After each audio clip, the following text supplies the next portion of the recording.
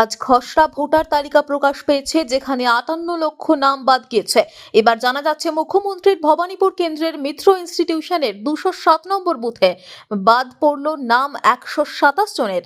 ভবানীপুর বিধানসভা কেন্দ্রের মিত্র ইনস্টিটিউশনে ভবানীপুর ব্রাঞ্চে বাদ পড়ল 127 জনের নাম।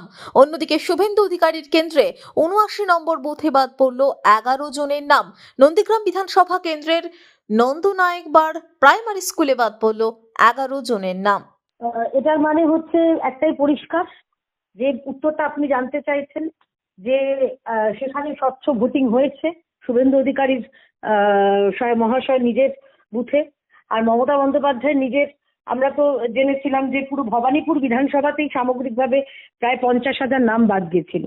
তো মমতা বন্দ্যোপাধ্যায় এবার বলবেন তাহলে যে কি করে তিনি জিতেছেন, এটা নিয়ে তো প্রশ্নচিহ্ন আছে।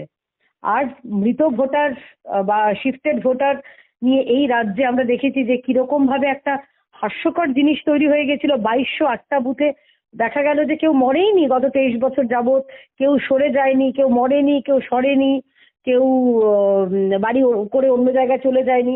তারপর যে চেপে ধরা হলো, সংবাদ মাধ্যম চেপে ধরলো, তখন সেটা কমে কমে 2-এ দাঁড়ালো, 2208 থেকে 2। তো এটাতেই বোঝা যাচ্ছে যে এখানে যে মানে যে হয়েছে, যেখানে এসআইআর এর, সেখানে বিএলএ, তৃণমূলের বিএলএ বা বিএলওদের যেভাবে ধমকানো চমকানো অনুপ্রাণিত করে গান পয়েন্টে রেখে করা হয়েছে, সেটাও একটা পরিষ্কার। আর মমতা বন্দ্যোপাধ্যায়ের বুথের কথা আমি কি বলবো, যিনি নিজের বুথের প্রতিবার হারেন, নিজের বুথে তিনি তো কম্পার্টমেন্টাল মুখ্যমন্ত্রী, সেটা তো 2021-এই পরিষ্কার হয়ে গেছিল। তো তারপরে আবার 2026-এ এবার তিনি কম্পার্টমেন্টাল আর থাকবেন না, প্রাক্তন মুখ্যমন্ত্রী হয়ে যাবেন। এই ব্যাপারে আমরা সুনিশ্চিত।